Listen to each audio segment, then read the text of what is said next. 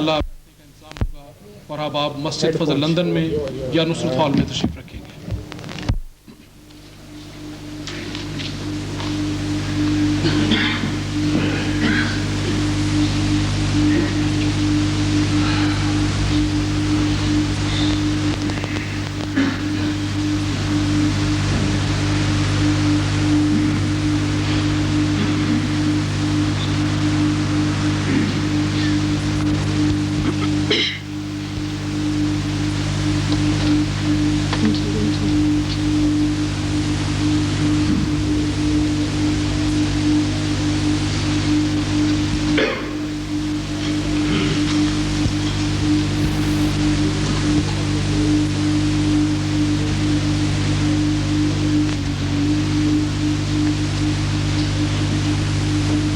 أيها الإخوة والأخوات، السلام عليكم ورحمة الله وبركاته.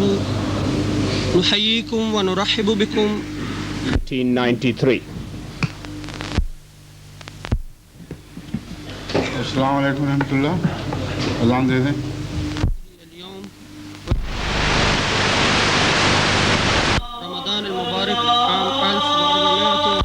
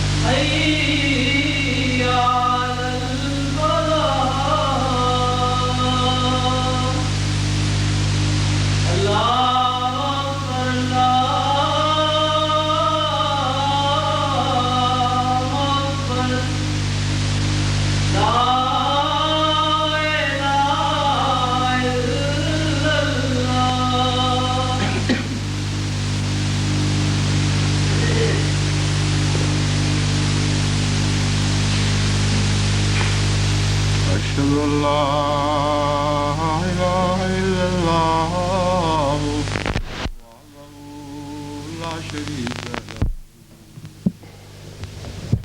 وأشهد أن محمدا عبده ورسوله. أما بعد فأعوذ بالله من الشيطان الرجيم. بسم الله الرحمن الرحيم. الحمد لله رب العالمين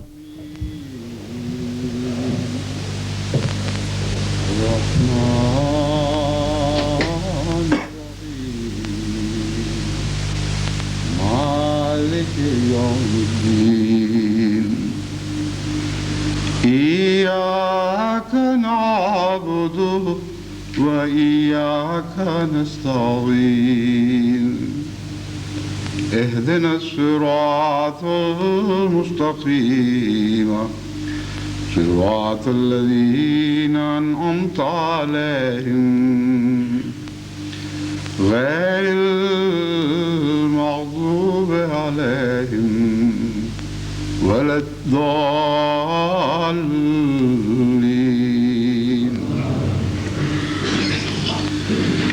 يا أيها الذين آمنوا كتب عليكم الصيام كما كتب على الذين من قبلكم كما كتب على الذين من قبلكم لعلكم تتقون أياما معدودات فمن كان منكم مريضا أو على سفر فعدة من أيام أخر وعلى الذين يطيقونه فدية طعام مسكين فمن تطوع خيرا فهو خير له وأن تصوموا خير لكم إن كنتم تعلمون شهر رمضان الذي أنزل فيه القرآن هدى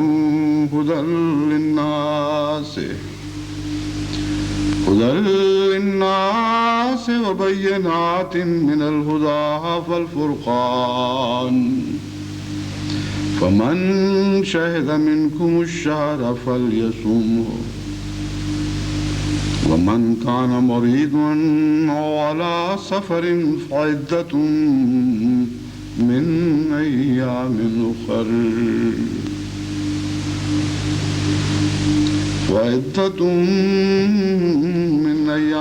أخر يريد الله بكم اليسر ولا يريد بكم العسر ولتكملوا العدة ولتكبروا الله على ما هداكم ولعلكم تشكرون وإذا سألك عبادي عني فإني قريب أجيب دعوة الداع إذا دعاني فليستجيبوا لي وليؤمنوا بي لعلهم يرشدون. سورہ بقرہ کی جو آیات Huzur has recited آیات من سورة 87 اور رمضان کی عبادات اور ان کے فوائد سے ہے، لیکن ان کا ترجمہ پیش کرنے سے پہلے میں چند دو تین عمومی باتیں آپ کے سامنے رکھنا چاہتا ہوں۔ آج کا وہ مبارک دن طلوع ہوا ہے اس جمعے کی شکل میں، جس میں خدا تعالیٰ کے فضل سے احمدیت کو دین کی اشاعت کی راہ میں ایک اور سنگ میل اور ایک تیسرا تیسرا سیٹلائٹ اسٹیشن ہمیں ملا ہے، جس کے نتیجے میں اب وہ حصے دنیا کے جن میں پہلے خلا تھا وہاں بھی اب خدا کے فضل سے جماعت احمدیہ کی اسلام کی آواز اور جماعت احمدیہ کی طرف سے اسلام کا پیغام صوتی اور نظری صورت میں پہنچایا جا سکتا ہے سے مراد یہ ہے پہنچ رہا ہے، لیکن جس کے سننے کے کان ہوں وہ سنے، جس کی دیکھنے کی آنکھیں ہوں وہ دیکھے۔ حضرت عیسیٰ کے نزول میں بھی جو تمثیل بیان فرمائی گئی تھی وہ یہی تھی کہ جو مولوی سیڑھیاں لگائیں گے انہی کے اوپر پاس وہ آئے گا، یعنی آسمان سے تو اترے گا لیکن کوئی سیڑھیاں ہی نہیں لگائے گا، اپنا دل ہی پیش نہیں کرے گا، تو کیسے اس کے دل میں جاگزی ہوگا؟ تو یہ مضمون بڑا دلچسپ مضمون ہے۔ جہاں تک اللہ تعالیٰ کی طرف سے عطا کردہ توفیق کا تعلق ہے، آج احمدیت یعنی حقیقی اسلام کا پیغام، یا احمدیت تو ایک ذریعہ اور شاخ ہے، یوں کہنا چاہیے کہ اسلام کا پیغام، اس اسلام کا پیغام جو قرآن کا پیغام ہے، اس اسلام کا پیغام جو محمد مصطفیٰ صلی اللہ علیہ وآلہ وسلم کا پیغام ہے، وہ آج دنیا کے کونے کونے میں پہنچ رہا ہے۔ توفیق کی الگ بات ہے، کسی کو توفیق ہے تو سنے اور دیکھے، جسے توفیق نہیں ہے تو اس کی توفیق کو بدلنا بندے کا کام نہیں، وہ تو اللہ کے اختیار میں ہے۔ مجھے یاد ہے جب میں وقف جدید اور خدام الاحمدیہ وغیرہ کے سلسلے میں پاکستان کے دیہات کے دورے کیا کرتا تھا اور بنگلہ دیش میں بھی اس وقت پاکستان کا حصہ تھا جاتا تھا. تو میں نے محسوس کیا کہ دوروں کے نتیجے میں جماعتوں میں ایک نیا ولولہ پیدا ہوتا ہے اور تمام مرکزی نمائندگان کو خدا تعالیٰ نے یہ استطاعت بخشی ہے کہ جب وہ سفر کرتے ہیں، دورہ کرتے ہیں تو جماعت میں ایک نئی زندگی پیدا ہو جاتی ہے. لیکن میں نے بطور خاص اپنی ذات میں یہ محسوس کیا کہ چونکہ میرا خونی تعلق حضرت مسیح موعود علیہ السلام سے تھا، اس لیے جماعتیں نسبتاً زیادہ اثر قبول کرنے کے لیے تیار بیٹھی ہوتی تھیں.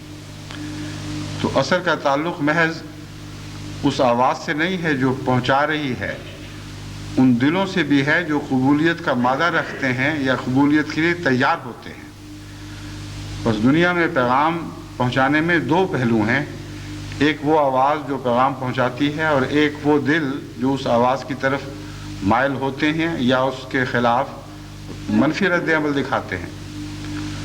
بس دوسرا پہلو جو ہے وہ دعاؤں سے حل ہو سکتا ہے. حضرت اقدس محمد مصطفیٰ صلی اللہ علیہ وآلہ وسلم کی آواز تو وہی ایک ہی مقدس آواز تھی جو ابو بکر کے کان پر بھی پڑتی تھی، علی کے کان پہ بھی پڑتی تھی، اور وہی آواز ابو جہل بھی سنتا تھا اور اکرمہ اور شیبہ نے بھی سنی، مگر زمینیں مختلف تھیں. کچھ کانوں نے ان آوازوں کو سنا اور دلوں نے قبول کیا اور دلوں میں جاگزین ہو گئی. کچھ کانوں نے جھٹک دیا، کچھ آنکھوں نے دیکھنے سے انکار کر دیا. تو ایسے وہ دل ہیں جن پر قفل پڑ جاتے ہیں. ان قفلوں کو توڑنا بندے کے بس کی بات نہیں، وہ تو اللہ کی توفیق ہی ہے. اللہ تعالیٰ سے دعا مانگی جائے تو پھر یہ قفل ٹوٹتے ہیں.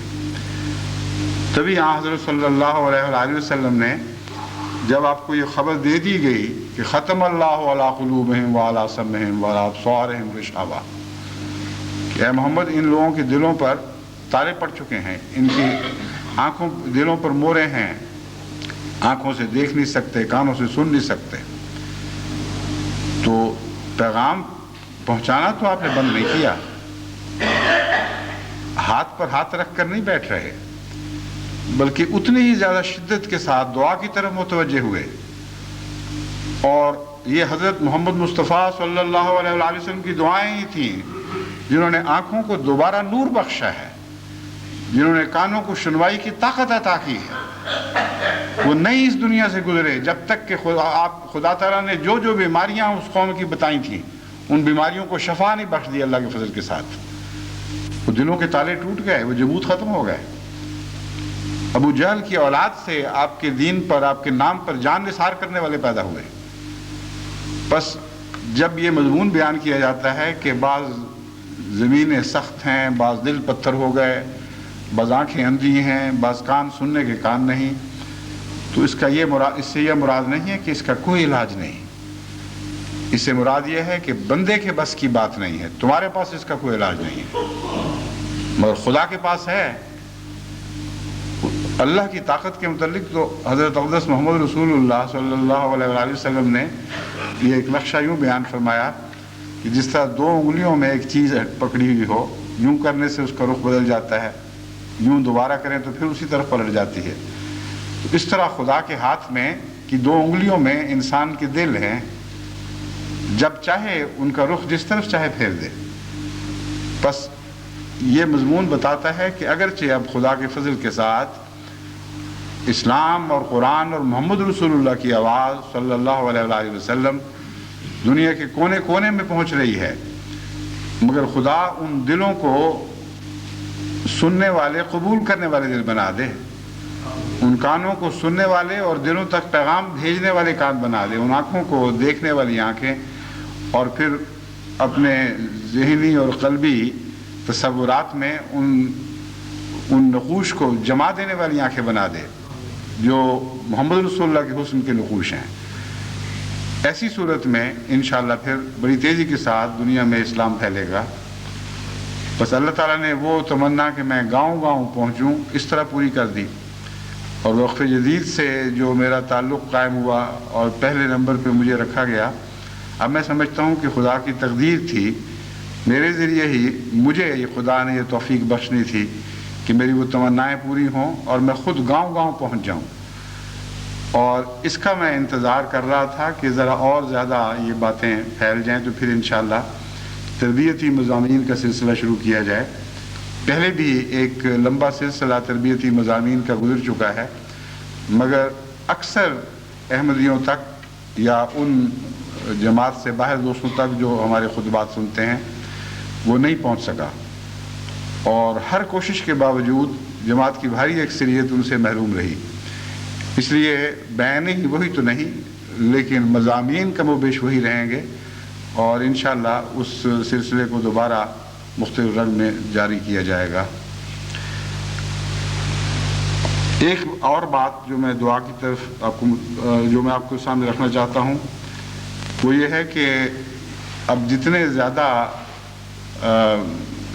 اسٹیشنز سیٹلائٹس ہم استعمال کر رہے ہیں اتنا ہی زیادہ خرچ بڑھ رہا ہے، اور جماعتیں اللہ کے فضل کے ساتھ اس فیض عام میں شامل ہیں، خواہ وہ ایک آنا بھی ادا کریں یا نہ کریں۔ یہ تو اللہ کی طرف سے رحمت کی بارش کا سا حال ہوا کرتا ہے، بعض زمینیں اس رحمت کی حقدار ہوتی ہیں، بعض نہیں ہوتی ہیں، سب پر پڑتی ہے۔ تو یہ جو فیض ہے آسمان کے ذریعے خدا کی طرف سے دین کی آواز پہنچانے کا فیض، یہ تو عام ہے، لیکن کچھ جماعتوں پر دوسروں کی نسبت زیادہ ذمہ داری عائد ہوتی ہے، وہ اس کا حق ادا کریں۔ جو تربیت کے لحاظ سے اللہ کے فضل سے صف اول میں ہیں، سر دست زیادہ بوجھ ان پر ہی پڑے گا، ان کو یہ بوجھ خوشی سے اٹھانا چاہیے۔ پھر جوں تربیت ہوگی پھر اور مددگار ساتھ شامل ہونا شروع ہو جائیں گے، اور یہ پروگرام ایسے ہیں جنہوں نے ابھی بہت پھیلنا ہے۔ ابھی تو ایک جمعے کے اوپر ہماری توجہ ہے، زبانیں بڑھائی جا رہی ہیں، پہلے صرف اردو اور انگریزی میں پیغام پہنچتا تھا، اب عربی بھی شامل کر دی گئی ہے، اسپینش بھی عنقریب شامل ہو جائے گی، جرمن اور روسی زبان میں بھی انشاءاللہ ساتھ ساتھ تراجم شروع ہو جائیں گے۔ تو یہ نظام جب پوری طرح مستحکم ہو جائے گا اور اس حصے پر کاٹھی پڑ جائے گی تو پھر انشاءاللہ اور سواریاں بھی بنیں گی اور بھی انتظام چلیں گے۔ بعض دوست بڑے گھبرا کے لکھتے ہیں کہ شاید آپ کی توجہ ادھر نہیں گئی، یہ بھی ہونا چاہیے، وہ بھی ہونا چاہیے، اس قسم کے پروگرام جاری ہونے چاہیے۔ ان کو میں مطمئن کرنا چاہتا ہوں کہ وہ سارے پروگرام نہ صرف ذہن موجود ہیں بلکہ مختلف ذمہ دار آدمیوں کے سپرد ہیں، ان کے اوپر وہ کام شروع کر چکے ہیں۔ لیکن 1 گھنٹے کا ایسا پروگرام جو تمام عالم میں ٹیلی ویژن کے ذریعے دکھایا جاتا ہو، اس کی تیاری میں 1 گھنٹہ صرف نہیں ہوا کرتا، اس کی تیاری میں بعض دفعہ سینکڑوں گھنٹے صرف ہوتے ہیں۔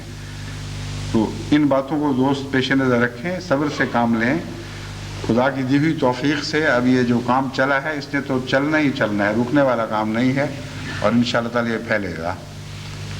اسی تعلق میں یہ بتانا چاہتا ہوں کہ جب بھی انسان نیکی کا کوئی قدم اٹھاتا ہے تو اس کے مقابل پر حسد پیدا ہوتا ہے، اور حسد سے شر کا شرارہ نکلتا ہے جو ارد گرد ماحول میں آگ لگانے کی کوشش کرتا ہے، اور یہ تقدیر ہے مومنوں کی جسے ہم تبدیل نہیں کر سکتے۔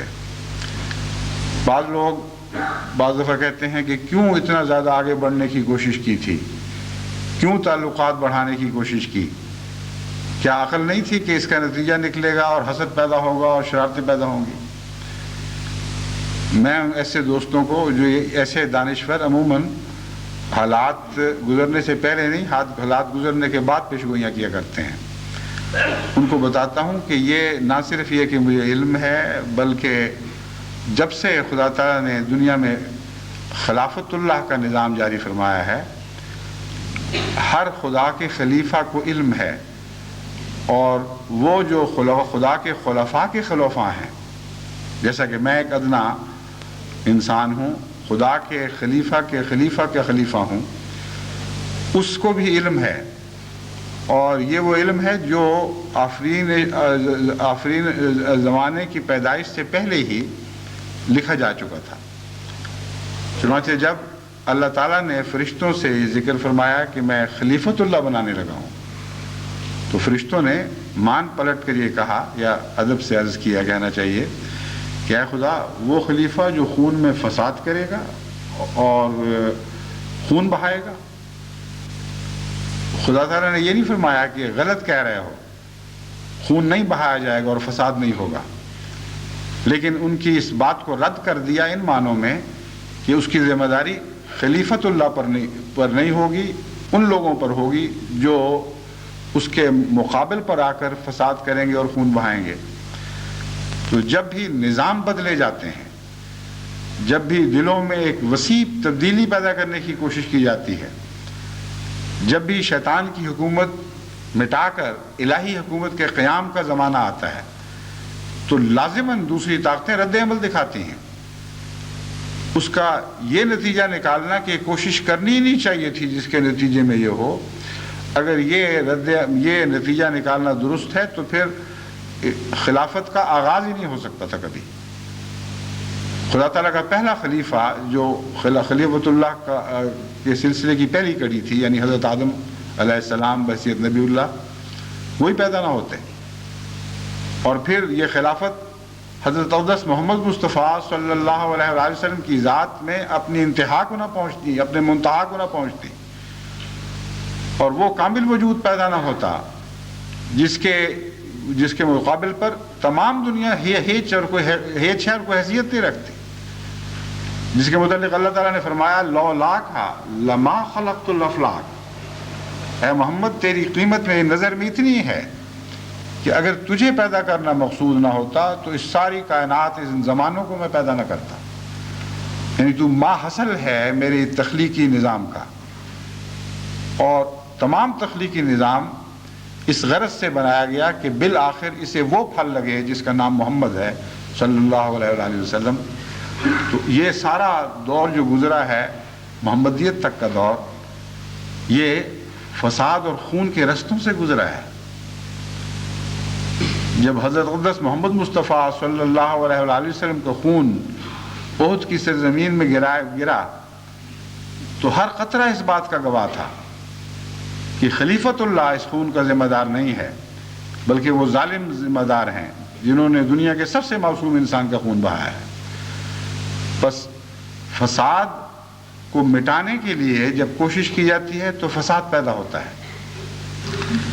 جب خون بہانے کے رجحان کو توڑا جاتا ہے اور اس کا رخ بدلا جاتا ہے تو اس کے نتیجے میں پھر خون بہایا جاتا ہے. اور ان دونوں صورتوں میں ذمہ دار وہ لوگ ہیں جو محبت کا جواب نفرت سے دیتے ہیں، جو عقل کا جواب جہالت اور ظلم سے دیتے ہیں. وہ لوگ ذمہ دار نہیں جو پیار پھیلاتے ہیں، جو امن پھیلاتے ہیں، جو دنیا سے محبت کی باتیں کرتے ہیں اور چاہتے ہیں کہ انسان کے قریب آئے. بس نفرت کی تعلیم دینے والے اپنا رد عمل ہمیشہ نفرت ہی میں دکھائیں گے. ہاں ایک حصہ ان میں سے ایسا ہے جو محبت سے مغلوب ہوتا ہے اور ان کی زمین تھوڑی سی کٹ کر محبت کی زمین میں شامل ہو جاتی ہے، اور یہ سلسلہ اسی طرح جاری و ساری ہے. کچھ قدم اور چل کر پھر ماحول بدلتے ہیں، پھر ایک دفعہ تنگی کا سامان پیدا ہوتا ہے، پھر اس تنگی سے پھر ایک یسر یعنی آسانی کی حالت پھوٹتی ہے. تو ہم نے جو سفر کرنا ہے یہ بہت لمبا سفر ہے. ساری دنیا کو تبدیل کرنا ہے، سب نفرتوں کو مٹا کر ان کی جگہ محبتیں پیدا کرنی ہیں، اور ہر بے امنی کو ہٹا کر اس کی بجائے امن قائم کرنا ہے. یہ کوئی آسان سفر نہیں ہے، ہمیں اس راہ میں قربانیاں دینی پڑیں گی. جب امن پھیلانے کی کوشش کریں گے تو لوگ ہمارے لیے بدامنی پیدا کریں گے. جب ہم یہ کوشش کریں گے کہ انسان دوسرے انسان کا خون بہانا بند کر دے تو لوگ کہیں گے اچھا ہم تمہارا خون بہاتے ہیں پھر، کیونکہ خون بہانے کی عادت تو بڑی گندی ہے، یہ تو پیچھا نہیں چھوڑتی. تو کسی نہ کسی کو قربانی کا بکرا بنایا ہی جاتا ہے. اس لحاظ سے وہ لوگ جو خوشی سے اپنی جان قربانی کے لیے پیش کرتے ہیں، نہ کہ جان لینے کی خاطر بلکہ جانیں بچانے کی خاطر اپنی جانیں دیتے ہیں، وہ لوگ ہیں جو خلیفۃ اللہ کے متبعین ہیں، اور ان کا مقدر یہی ہے. یہ تو جاری و ساری ہے. کوئی دانشور جتنی چاہے تنقید کر لے، اس تقدیر الہی کو بدل نہیں سکتا. جو خدا کے بندے ہیں وہ خدا کے بتائے ہوئے رستوں پر ضرور چلیں گے. اس راہ میں کتنی ہی قربانیاں پیش کرنی پڑیں، لیکن دعا ضروری ہے۔ قرآن کریم نے جہاں حسد کا مضمون بیان فرمایا وہاں ساتھ دعا سکھائی، فرمایا ایسے موقع پر دعاؤں کے ذریعے تم اس شر سے بچ سکتے ہو، اور دعاؤں ہی کے ذریعے ان مخفی شر کے مخفی پلنے والے شروں کے شر سے بچ سکتے ہو جو تمہیں دکھائی نہیں دے رہے۔ کسی دل میں حسد پیدا ہوا، اس کے نتیجے میں شرر پیدا ہوئے، ان شرر کے نتیجے میں آگ بھڑکائی جا رہی ہے، تم بیچاروں کو کیا پتا جو امن کے بندے ہو، جو محبت کے پیغمبر ہو، تمہیں کیا پتا کہ نفرت کے پیغمبر تمہارے لیے کیا کیا سوچ رہے ہیں۔ اس لیے اللہ عالم الغیب ہے، اس کی پناہ میں آؤ۔ جب تم اس کی پناہ میں آؤ گے اور یہ دعا کرو گے من شر حاسد اذا حسد، اے خدا جب بھی جہاں بھی کوئی حسد کے نتیجے میں شر پھیلانے کی کوشش کرے، ہم تیری پناہ میں اس حسد سے ہم تیری پناہ میں آتے ہیں، تو اللہ تعالیٰ پھر ان دعاؤں کو قبول فرماتا ہے اور اپنے کمزور اور بے طاقت بندوں کی حفاظت کا انتظام فرماتا ہے۔ اب میں ان آیات کریمہ کا ترجمہ کرتا ہوں جو میں نے تلاوت کی تھی، اور ان میں رمضان مبارک کے بہت ہی گہرے اور بہت پرلطف مضامین بیان ہوئے ہیں۔ پہلے تو یہ فرمایا یا ایھا الذین آمنوا کتب علیکم الصیام کما کتب علی الذین من قبلکم لعلکم تتقون، کہ اے ایمان لانے والو، یعنی وہ جو محمد مصطفیٰ صلی اللہ علیہ وآلہ وسلم پر ایمان لائے ہو، تم پر اسی طرح رمضان یا روزے فرض کر دیے گئے ہیں کما کتب علی الذین من قبلکم، جس طرح تم سے پہلے لوگوں پر فرض کیے گئے تھے۔ یعنی روزے کا مضمون ایک عالمی دینی مضمون ہے، ان مضامین سے تعلق رکھتا ہے جنہیں ہم کتب قیمہ کہہ سکتے ہیں، یعنی ایک ایسا مضمون ہے جس کا ہر مذہب سے تعلق ہے۔ اور امر واقعہ یہ ہے، جہاں تک میں نے نظر ڈال کر دیکھا ہے، دنیا کے تمام مذاہب میں روزوں کا تصور ہے، خواہ روزوں کی تعریف بدل جائے، کوئی چھوٹا روزہ، کوئی بڑا روزہ، کوئی آدھا روزہ، کوئی مکمل روزہ، لیکن روزہ ضرور پایا جاتا ہے کسی نہ کسی شکل میں۔ لعلکم تتقون، یہ اس لیے ضروری ہے کہ تاکہ تم دنیا کے فسادوں اور نفس کے فسادوں سے بچ سکو۔ یہاں تتقون کے سے مراد تقوی کا آخری مضمون بھی لیا جا سکتا ہے، لیکن ابتدائی زیادہ قرین قیاس ہے۔ روزہ اس لیے تمہیں دیا جاتا ہے تاکہ تم ہر شر سے بچو، کسی شر میں ڈالنے کے لیے روزہ نہیں رکھوایا جا رہا، بلکہ مصیبتوں، تکلیفوں، اپنے اور غیر کے عائد کردہ ابتلاؤں اور عذابوں سے بچنے کے لیے یہ ایک ذریعہ ہے۔ فرمایا ایام معدودات، کوئی لمبا عرصہ نہیں، تھوڑے سے دن ہیں، ایک مہینہ ہے، دیکھتے دیکھتے کٹ جائے گا۔ فمن کان منکم مریضا او علی سفر، ہاں تم میں سے جو بیمار ہو یا سفر کی حالت میں ہو، فعدۃ من ایام اخر، ایسے شخص کے لیے حکم یہ ہے کہ وہ یہ روزے جو چھوٹ گئے ہیں وہ بعد میں کسی دنوں میں رکھ لے۔ وعلی الذین یطیقونہ فدیۃ طعام مسکین، اور وہ لوگ جو یطیق، جن کے متعلق فرمایا یطیقونہ، اس کے دو ترجمے ہیں۔ یطیقونہ کا جو باب ہے وہ اجازت دیتا ہے کہ اس کا مثبت ترجمہ بھی کیا جائے اور منفی ترجمہ بھی کیا جائے۔ یطیقونہ کا ایک مطلب یہ ہوگا وہ لوگ جو طاقت رکھتے ہیں اس کی، اور ایک مطلب یہ ہوگا وہ لوگ جو اس کی طاقت نہیں رکھتے۔ تو بیک وقت ایک ہی لفظ دو مختلف اور متضاد معنوں میں استعمال ہو رہا ہو تو وہ مضمون کے اوپر کیا اثر کرے گا، یہ دیکھنے والی بات ہے، اور کس طرح دونوں مضامین کا حق ادا کر دے گا۔ یہ قرآنی فصاحت و بلاغت کی ایک مثال ہے۔ آپ دیکھیں کہ کس عمدگی کے ساتھ یہ ایک لفظ مثبت معنی بھی پورے کر دیتا ہے اور منفی معنی بھی پورے کر دیتا ہے۔ پہلے مضمون کے تعلق میں اگر ہم یہ ترجمہ کریں، فمن कान मिनकुम मरीदन औ अला सफरिन फ़इद्दतुम मिन अय्यामिन उखर व अलल लज़ीना युतीक़ूनहु फ़िद्यतुन ताअमु मिस्कीन। तो तर्जुमा ये बनेगा कि वो लोग जो सफ़र या मरज़ की बिना पर रोज़ा नहीं रख सकते, रोज़ा तो वो बाद में ज़रूर रखेंगे, मगर ये जो खला महसूस होगा नेकी का, कि एक नेकी की तौफ़ीक़ के दिन आए और तौफ़ीक़ पा नहीं सके, उसका क्या इलाज है? फरमाया हाँ, अगर उनमें ताकत हो, माली हैसियत हो, तो अपने दिल की और रूहानी तस्कीन की खातिर वो गरीबों को उतना दे दें या उतना खिला दें जितना एक दिन की एक इंसान की ग़िज़ा होती है, और अपनी ताकत और अपनी इस्तिताअत के मुताबिक ऐसा करें। इसमें युतीक़ूना मुस्बित मानों में फिर दोहरे माने रखता है। मतलब ये है कि गरीब को ताकत कम है अगर, तो गरीबाना खाना पेश कर दे, और अगर अमीर को ताकत ज़्यादा है तो वो अपनी हैसियत के मुताबिक खाना दे। इस लिहाज से वो जो मुकर्रर कर दिया जाता है फिदिया, वो एक गैर हकीकी सी बात बन जाती है। एक अंदाज़ा पेश करना तो जमात का हक़ है, ये अंदाज़ा पेश कर दे कि हमारे नज़दीक इस मुल्क में औसतन इतने पाउंड या इतने रुपए पर एक इंसान का गुजारा है, इसलिए एक दिन में उसको अपने खाने पर इतना खर्च करता होगा। लेकिन कुरान करीम का मज़मून जो है वो ये है कि हर इंसान अपनी ताकत के मुताबिक खर्च करे, अपनी ताकत के मुताबिक अपने गरीब भाई को खाना खिलाए, और ये ताकत उसके दराजात पर भी हावी है।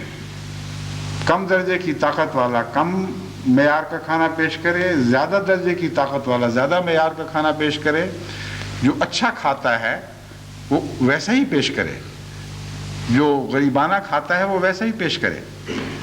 तो फिदिये की रकम का जो अंदाज़ा जमात की तरफ से पेश किया जाता है, उससे ये धोखा ना खाएं कि बहुत अमीर आदमी जो अमलन उस मुजव्वज़ा रकम से बहुत ज़्यादा रोज़ाना अपने ऊपर खर्च करते हैं, वो समझें कि वो उतनी रकम पेश कर दी है तो काफ़ी होगा। अपना हकीकी अंदाज़ा करें, जो अखराजात उनके खाने पर उठते हैं उसकी औस निकालें और फिर वो पेश करें, और एहतियातन कुछ ज़्यादा कर दें तो बेहतर है। दूसरा फरमाया वल्लज़ीना युतीक़ूनहु फ़िद्यतुन ताअमु मिस्कीन, कि वो लोग जो इसकी ताकत रखते हैं, ताकत नहीं रखते। फिदिया तो ताअमु मिस्कीन, यहाँ ताकत नहीं रखते का मजमून अय्याम उखर से मुतल्लक़ हो जाएगा। मुराद ये होगी कि हम जो कहते हैं कि जो मरीज़ हो या सफ़र पर हो वो बाद में रोज़े रख ले, लेकिन अगर किसी शख्स में बाद में रोज़े रखने की ताकत ना हो, यानी मरज़ लंबी हो गई और दायमी बन गई, या कोई और ऐसी बातें रास्ते में हायल हो गई जिनके नतीजे में बाद में रोज़ा रखने की तौफ़ीक़ ना मिल सके, तो फरमाया उनके लिए फिर ये तरीक़ा है कि वो फिर फिदिया दे दिया करें। तो देखें, एक ही लफ्ज़ ने मनफी और मुस्बित माने बैक वक्त मज़मून के ऊपर बैक वक्त अदा किए और मज़मून के तमाम पहलुओं पर हावी हो गए। फिर फरमाया फमन ततव्वा खैरन फहुव खैरुल लहू, इसने इस जो मज़मून में बयान कर रहा हूँ इसको मज़ीद ताकत दी है।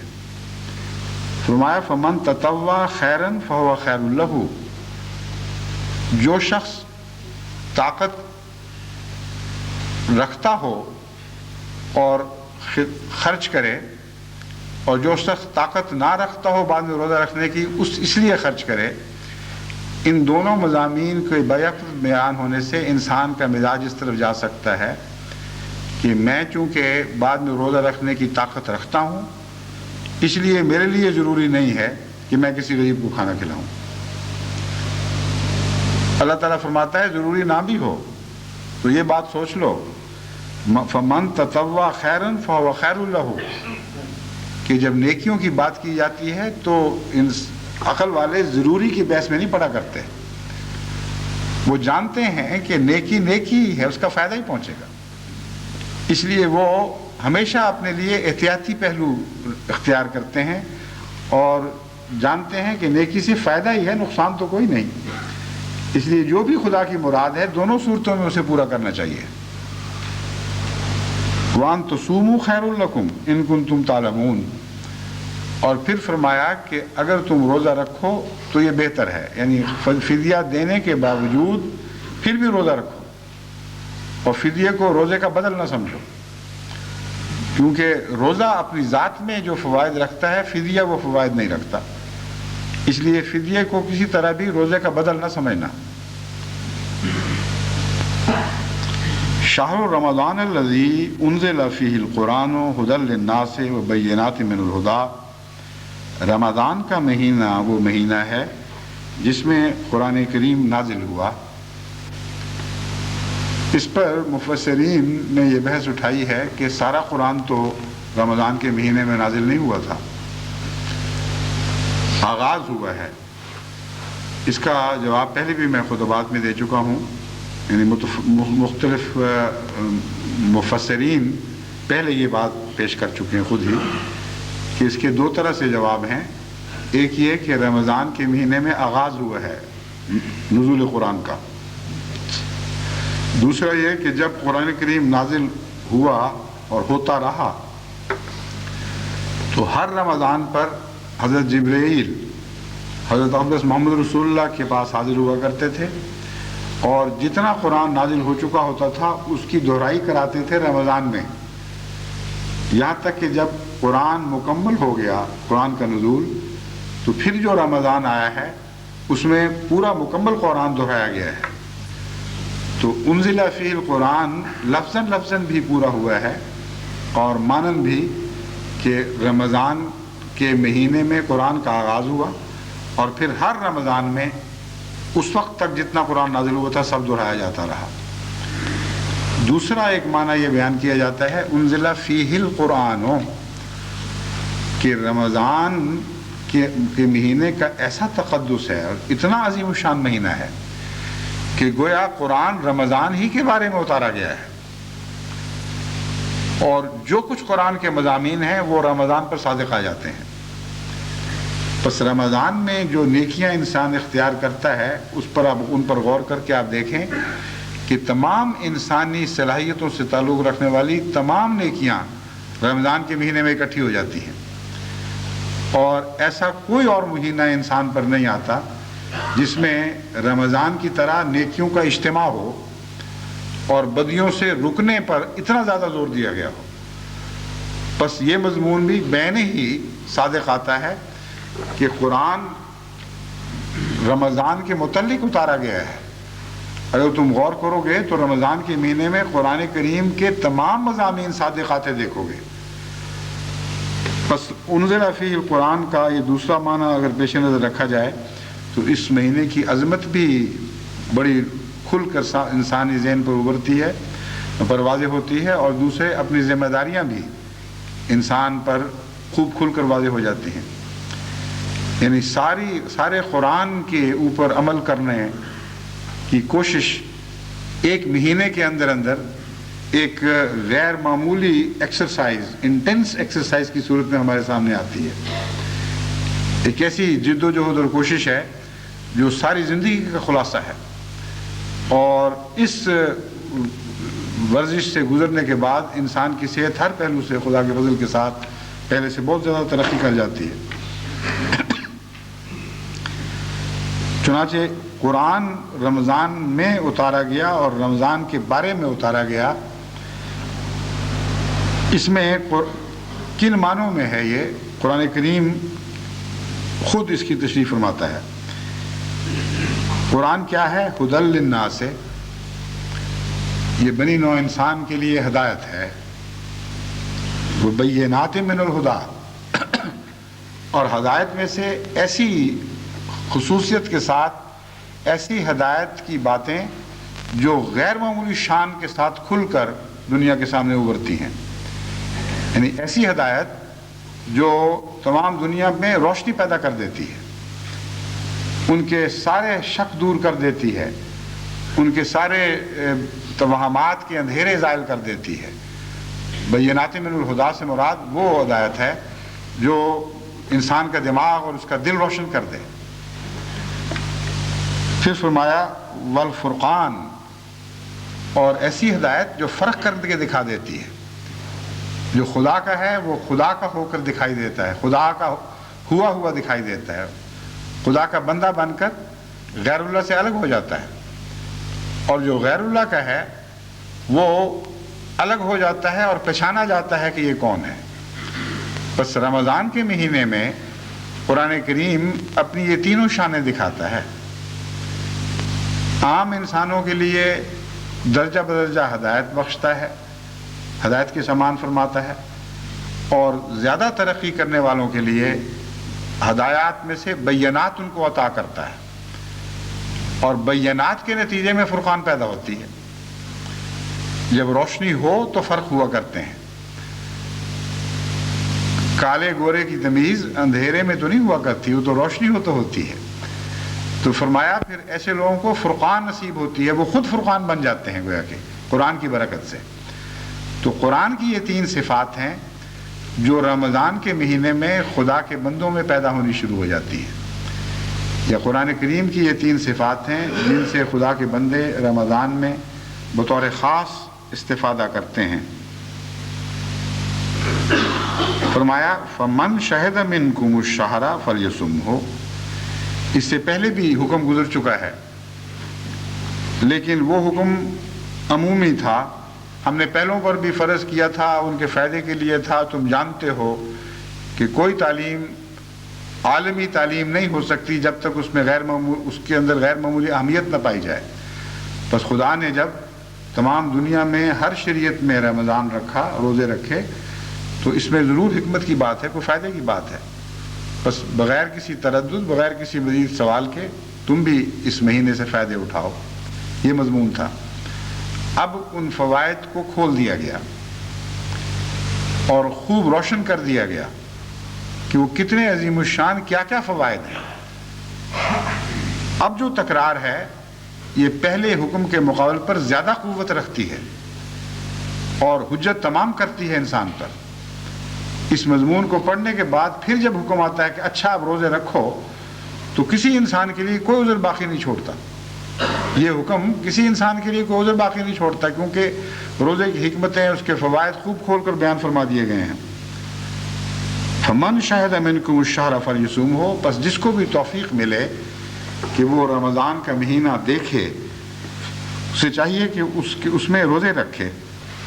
وَمَنْ كَانَ مَرِيضٌ أَوْ عَلَى سَفَرٍ فَعِدَّةٌ مِّنْ أَيَّامٍ أُخَرَ، بس جو بھی کوئی مریض ہو اور سفر کی حالت میں ہو اسے بعد میں یہ روزے پورے کرنے ہوں گے۔ یہ تکرار کیوں ہے؟ کیا بیان ہی وہی مضمون دوبارہ بیان ہو گیا ہے یا فرق ہے؟ اس میں دو باتیں ایسی ہیں جو پہلے سے فرق رکھتی ہیں، ایک ابھی میں بعد میں بیان کروں گا۔ ایک یہ ہے کہ اتنے فائدے سننے کے بعد اب نفس یہ بہانے نہیں بنائے گا کہ میں تو مریض ہوں اس لیے چھوڑ دوں، میں مسافر ہوں اس لیے چھوڑ دوں، بلکہ یہ بہانے بنائے گا کہ مریض ہوتے ہوئے بھی پھر بھی میں روزہ رکھوں، سفر کے ہونے کے باوجود بھی میں روزہ رکھوں۔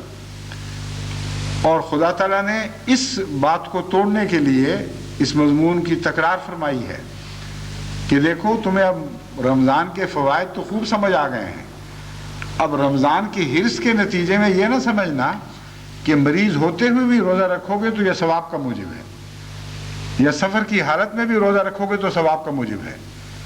اللہ نے رخصت عطا فرمائی ہے، اس لیے رخصت سے فائدہ اٹھانا بھی انسان اللہ تعالیٰ کی اطاعت کا ایک حصہ ہے، ایک اظہار ہے۔ تو اصل ثواب اطاعت میں ہے، نہ کہ ظاہری مشقت میں۔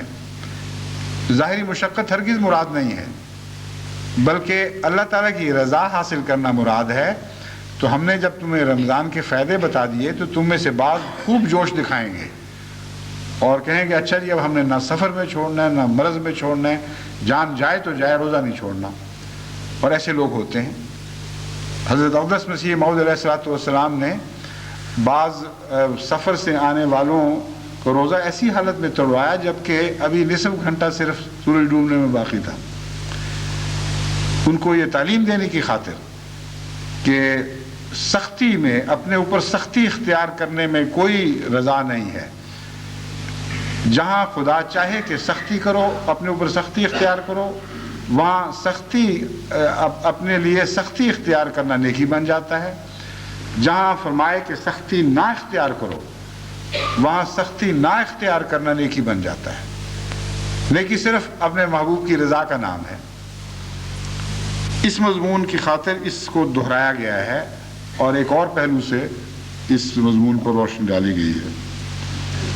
چنانچہ مان بات یہ بات کھول کے رکھ دی، فرمایا یرید اللہ بکم اليسر ولا یرید بکم العسر. تمہیں یوں وہم ہے کہ خدا تعالیٰ کسی پر سختی ڈالے تو اس کو ثواب دیتا ہے. اللہ تو اپنے سب بندوں کے لیے آسانی چاہتا ہے اور سختی میں کوئی نیکی نہیں ہے.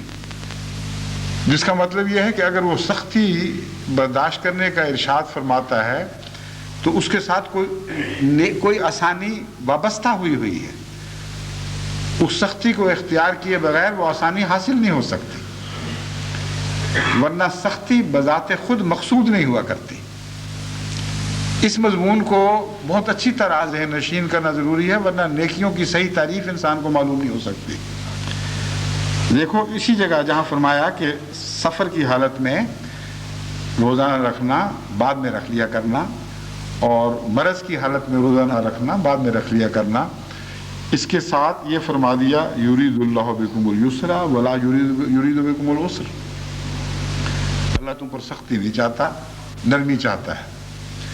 اس میں ایک اور بھی ضمناً بات بیان فرما دی. اس کو بیان کرنے کے بعد پھر میں دوبارہ اس موضوع کی طرف آتا ہوں. وہ یہ فرمایا ہے کہ یہ وہم ہو سکتا ہے کہ کن دنوں میں رکھیں. سخت گرمی کے روزے انسان کے چھوٹ گئے ہیں اور اب وہ کیا سخت گرمیوں کا انتظار کرے کہ اتنی گرمیاں آئیں، ویسی شدت کے روزے آئیں تو پھر میں رکھوں. یہ آیت بتاتی ہے کہ ان وہموں میں مبتلا نہ ہونا. سختی فی ذات ہی مقصود نہیں ہے. اللہ کہتا ہے عدت پوری کرو، جب بھی توفیق ملے عدت پوری کر دو. اگر سردیوں میں ملتی ہے تو سردی بھی پوری کر دو، کیونکہ نیکی تو رضائے باری تعالیٰ کے کمانے کا نام ہے. سختیوں میں سے گزرنے کا نام نیکی نہیں ہے. اور جو دوسرا پہلو ہے وہ یہ ہے کہ جب خدا عسر نہیں چاہتا، یسر چاہتا ہے، تو پھر ہمیں عسر میں ڈالا کیوں ہے؟ اس بات کو یاد رکھیں. جہاد کا مضمون بھی اس میں داخل ہے. ہر قسم کی محنت اور مشقت کا مضمون اس کے اندر آ جاتا ہے، جس کی تعلیم خدا تعالیٰ دیتا ہے، جس کے نتیجے میں انسان کو اپنے اوپر کئی چیزیں حرام کرنی پڑتی ہیں، کئی جائز چیزیں چھوڑنی پڑتی ہیں، اور کئی قسم کی ایسی تکلیفیں توئی طور پر اختیار کرنی پڑتی ہیں جن کی مجبوری نہیں ہے. اپنی عقل کے فیصلے کے مطابق جہاں اسے اختیار ہے، چاہے تو سختی اختیار کرے، چاہے تو نہ کرے، وہ سختی کو اختیار کرتا ہے اللہ کی رضا کی خاطر. تو خدا نے کیوں پھر سختی فرض فرما دی جب یسر چاہتا ہے؟ تو اس کی وجہ یہ ہے کہ نظام کائنات میں بعض آسانیاں بعض مشکلات کا پھل ہیں. ایک زمیندار جب محنت کر کے فصل کاشت کرتا ہے اور پھر سارا سال اس کی حفاظت کرتا ہے، تو یہ مطلب نہیں ہے کہ اگر وہ بغیر محنت کے بھی وہ چیز اس کو نصیب ہو سکے تو ضرور محنت کرے. بعض دفعہ بعض حالات میں ایک زمیندار کو زیادہ کڑی محنت کرنی پڑتی ہے. سخت سردی میں اس کو صبح صبح اٹھنا پڑتا ہے، جب کورا جم رہا ہو اس وقت کھیتوں میں پانی دینا پڑتا ہے. بعض دفعہ اسی کام کے لیے اس کو بہت کم محنت کرنی پڑتی ہے. اچھے موسم ہیں، صبح نکلنے کو ویسے ہی انسان کا دل چاہتا ہے، لطف اٹھاتا ہے انسان. تو سختی فی ذات ہی مراد تو نہیں ہوتی کہ کوئی ذمہ دار کہے کہ نہیں، جب چونکہ میں نے زیادہ سختی نہیں کی اس لیے مجھے پھل کم ملے گا. جتنی سختی آسانی کے لیے ضروری ہے، عقل کا تقاضا ہے اتنی ہی سختی کی جائے، اور خدا تعالیٰ اس سے زیادہ سختی انسان پر نہیں ڈالتا. ہر سختی کے نتیجے میں ایک آسانی ہے اور وہ ضروری ہے کہ اس سختی سے گزرا جائے. چنانچہ اسی مضمون کو اللہ تعالیٰ یوں بیان فرماتا ہے اِنَّ مَعَ الْعُسْرِ يُسْرًا اِنَّ مَعَ الْعُسْرِ يُسْرًا. کہ دیکھو ہر ایک بظاہر اس کا ترجمہ یہ کیا جاتا ہے ہر عسر کے بعد ایک آسانی ہے, ہر عسر کے بعد ایک آسانی ہے, مگر اگر بنظر غور دیکھیں تو ہر عسر مراد نہیں ہے. بعض قومیں سختی کی چکی میں پیسی جاتی ہیں, وہ شدائد اور مصائب کا شکار ہو کر پارا پارا اور ریزہ ریزہ ہو جاتی ہیں اور ان کے لیے کوئی آسانی بعد میں نہیں آتی. تو العسر سے مراد وہ عسر ہے یہاں جس کی قرآن نے تعلیم دی ہے, وہ عسر جو خدا کی رضا کی خاطر اختیار کیا جاتا ہے, وہ سختی جو انسان خدا کی خاطر جھیلتا ہے. ہر وہ سختی جس کا شریعت سے تعلق ہے اس کے متعلق لازماً یہی قانون ہے اور کوئی اس کو بدل نہیں سکتا کہ اِنَّ مَعَ الْعُسْرِ يُسْرًا اِنَّ مَعَ الْعُسْرِ يُسْرًا. یاد رکھو جتنی پابندیاں تم پر لگائی گئی ہیں, جتنی سختیاں تم پر عائد کی گئی ہیں, ان میں سے ایک بھی بے فائدہ نہیں ہے, ہر ایک کا فائدہ ہے, ہر ایک کے نتیجے میں تمہیں آسانیاں نصیب ہوں گی. بس یہی وہ مضمون ہے جس کو اللہ تعالیٰ یوں فرماتا ہے یرید اللہ بکم اليسر ولا یرید بکم العسر. عسر اپنی ذات میں کبھی بھی خدا کا مقصود نہیں رہا کہ سختی کی خاطر سختی ڈالو, بلکہ آسانی پیدا کرنا ہے. جہاں آسانی سختی کے رستوں سے گزرنے کے بعد نصیب ہوتی ہے وہاں تمہیں سختی سے گزارا جائے گا. اگر ایک بچے کو اسکول بھیجے بغیر وہ تمام تعلیم ودیت ہو جائے جو اسکول جانے کے نتیجے میں آتی ہے, تو کسی ماں کو کیا ضرورت ہے کہ اس کو صبح اٹھائے, مصیبت میں مبتلا ہو, اسے مصیبت میں مبتلا کرے اور روزانہ اسکول بھی بھیجے, اس کے خرچ بھی برداشت کرے. اگر گھر بیٹھے ایک دن ایک صبح اسے سب کچھ مل جائے اور علم اور ذہن روشن ہو جائیں تو کوئی ماں اس مصیبت میں نہیں پڑے گی. مقصد تکلیف دینا نہیں, بلکہ تکلیف کے بعد جو خوش منظر اس کے سامنے رہتا ہے, جو اعلیٰ فوائد اس کو دکھائی دے رہے ہوتے ہیں, ان فوائد کی خاطر ماں بچے کو تکلیف میں ڈالتی ہے. اور اگر ایسی تکلیف میں ڈالے جس کا فائدہ کچھ نہ ہو تو وہ جہالت ہے. بس اس مضمون کا اس سے بھی تعلق ہے جو میں نے پہلے بیان کیا. ہمیں جب خدا تعالیٰ ایک کامیابی کے بعد کچھ تکلیفوں میں پڑنے دیتا ہے, اس کے نتیجے میں حسد بھی پیدا ہوتے ہیں اور کئی قسم کی مشکلات اور روکیں کھڑی ہو جاتی ہیں, تو اللہ تعالیٰ فرماتا ہے کہ یہ روکیں پیدا کرنا مقصود نہیں تھا. ان روکوں کے نتیجے میں خدا کی خاطر جو تمہیں دکھ ملتے ہیں پھر, اور تمہارے دل ایک قسم کے عذاب میں مبتلا ہو جاتے ہیں کہ اچھا ہے, اچھی پاگل دنیا ہے, ہم نے ان کے لیے نیکی کی, یہ آگے سے نفرتوں کے ذریعے جواب دے رہے ہیں, ہم ان کی بھلائی چاہتے ہیں, یہ پاگل ڈنڈے لے کر ہمارے پیچھے پڑ گئے, ہم پیار اور محبت کا پیغام دیتے ہیں, یہ گالیاں دیتے ہیں. تو فرمایا کہ یہ جو عسر پیدا ہوا ہے اگر تم دعائیں کرو گے تو یہ عسر پھر یسر میں بدلے گا, کیونکہ یہ عسر خدا کی خاطر ہے.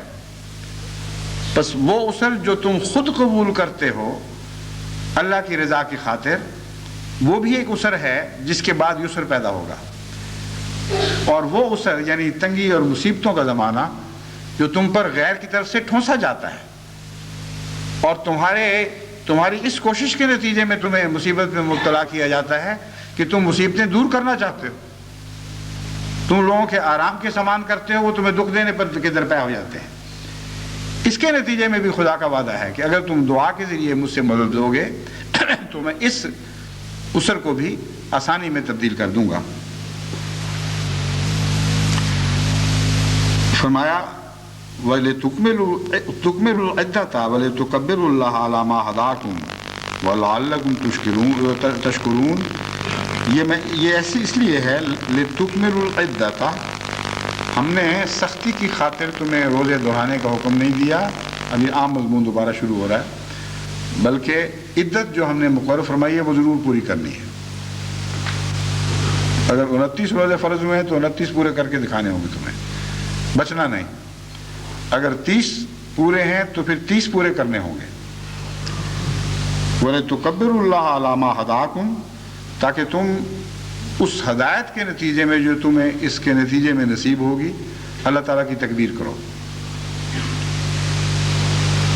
وَلَعَلَّكُمْ تَشْكُرُونَ، اور پھر تم خدا کے شکر گزار بندے بنو.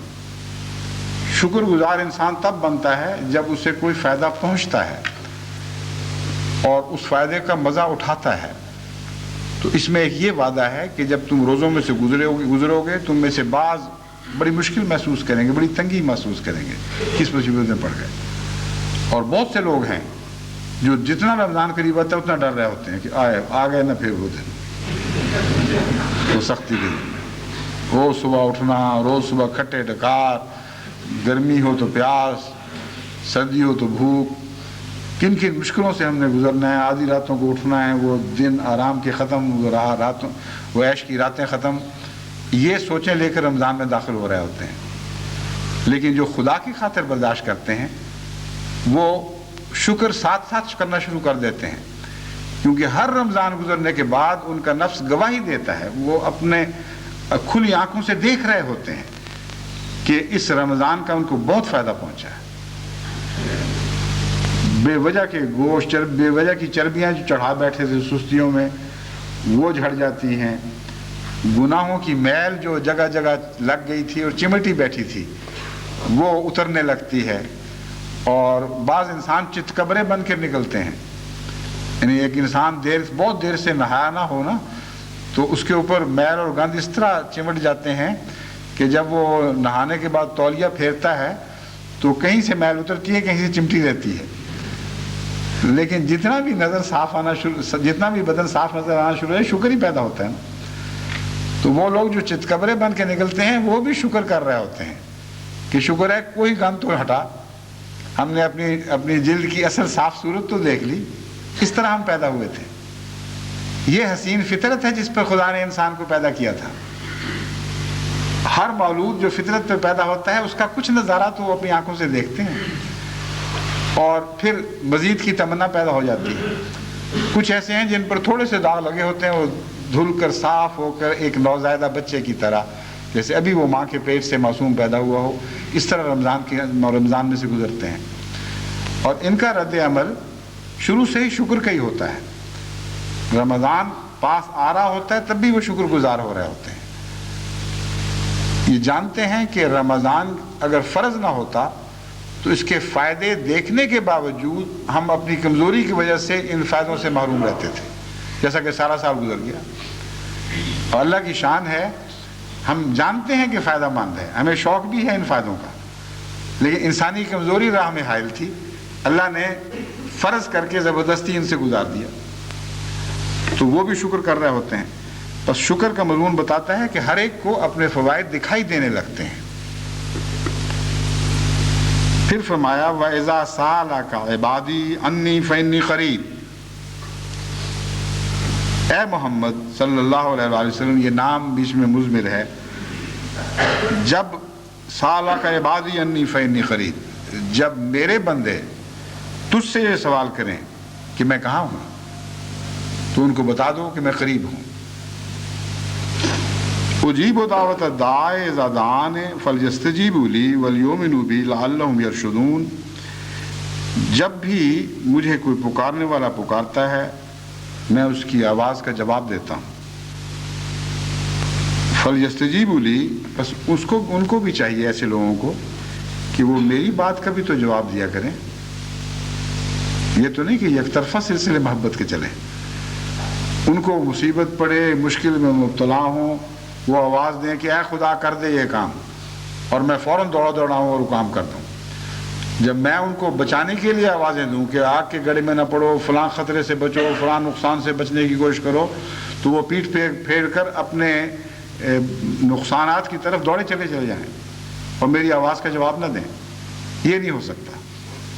فرماتے میں قریب تو ہوں لیکن اس شخص کے قریب ہوں جو میرے قریب رہتا ہے، جو میری باتوں کا جواب دیتا ہے، میری باتوں پر عمل کرتا ہے. جو مجھ سے پیٹھ پھیر کر بھاگتا ہے اس کے میں قریب نہیں ہوں، وہ تو فاصلے خود بنا رہا ہے میرے اور اپنے درمیان.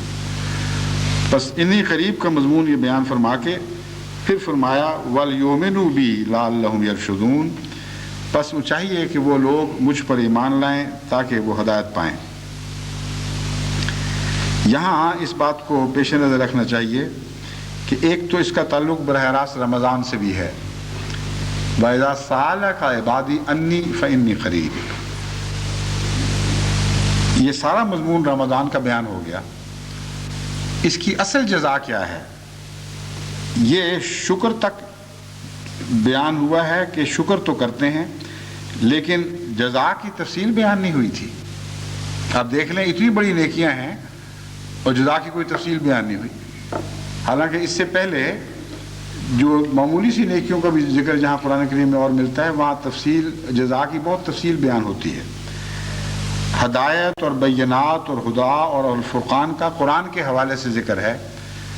ہم نے تفصیلاً یہ معنی کیے کہ اس مہینے سے جب وہ گزرتے ہیں تو انہیں یہ چیزیں نصیب ہوں گی، مگر یہ تو خود نیکیاں ہیں، جزا تو نہیں۔ ایک معنی میں جزا بھی ہیں لیکن فی ذات ہی نیکیاں ہیں جن کی جزا ملنی چاہیے، تو جزا کا کوئی ذکر نہیں نظر آیا۔ یہ آیت بتاتی ہے کہ خدا جزا ہے رمضان کی، اور یہ وہ نیکی ہے جس کے نتیجے میں خود اللہ تعالیٰ جزا بن جایا کرتا ہے۔ فرمایا فَإِنِّي قریب، مجھے وہ اپنے قریب دیکھیں گے۔ بس وہ لوگ جو رمضان میں سے گزر جاتے ہیں اور نیکیاں اختیار کرتے ہیں مگر خدا کو قریب نہیں پاتے، ان کے لیے لمحہ فکریہ ہے، ان کو اپنے متعلق غم لگا لینا چاہیے، فکر لگا کے بیٹھ رہنا چاہیے کہ ہم نے کیا کیا۔ سارے مہینہ سختیاں جھیلی اور یسر پھر بھی نہ آیا۔ ہم خدا کے قریب ہونے کی کوشش کرتے رہے مگر خدا آج بھی ہم سے دور ہے اور وہ فاصلے پاٹے نہیں گئے۔ بس رمضان کی صداقت کا اعلان ہے اور اس کی پہچان ہے۔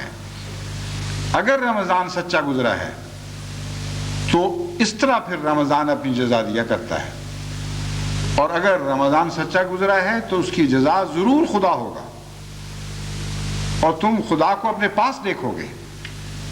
فَلْيَسْتَجِيبُوا، پھر وہ زیادہ اس بات کے اہل ہوں گے کہ خدا کی آواز پر لبیک کہہ سکیں، کیونکہ جب ایک دفعہ پھل چکھا دیا جائے تو دوبارہ محنت کرنے کی صلاحیت پہلے سے بڑھ جایا کرتی ہے۔ جو مقصد تھا وہ حاصل ہوا، نظر آیا کہ اب خدا قریب آ گیا ہے۔ فَلْيَسْتَجِيبُوا کا ایک یہ بھی مطلب ہے، جب وہ مجھے قریب دیکھیں گے تو پھر میری باتیں زیادہ غور سے سنیں گے۔ بس یہ ایسا مضمون ہے جو دونوں طرح عمل دکھلا رہا ہے، بہت ہی خوبصورت مضمون ہے۔ فَلْيَسْتَجِيبُوا ایک شرط ہے کہ میں قریب ہوں گا، میں دعا کا جواب دوں گا، شرط یہ ہے کہ تم بھی تو میری باتوں کا جواب دیا کرو۔ اور ایک مضمون یہ ہے کہ جب میں قریب آ جاؤں گا رمضان کی محنتوں کے نتیجے میں، فَلْيَسْتَجِيبُوا، اب تو ان پر فرض ہو جائے گا کہ ضرور میری باتوں کو دھیان سے سنیں اور ان کا مثبت جواب دیا کریں۔ پہلے اگر غفلتیں ہوتی تھیں تو اب غفلت کا کوئی جواز باقی نہیں رہا۔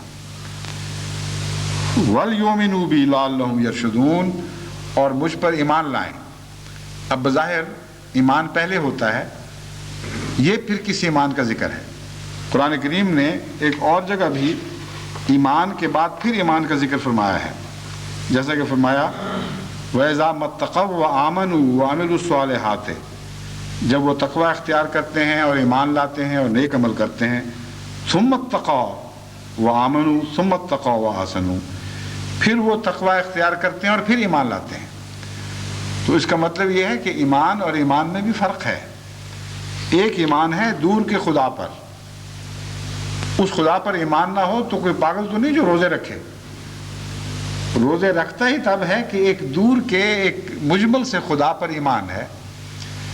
جب روزے رکھتا ہے تو وہ خدا قریب آ جاتا ہے، اور قریب سے دیکھنے پر جو ایمان پیدا ہوتا ہے اس کا مزہ ہی اور ہے، اس کی لذت ہی اور ہے، اس کے نتیجے میں استجابت بھی پیدا ہوتی ہے اور استجابت کے نتیجے میں پھر ایمان بڑھتا ہے۔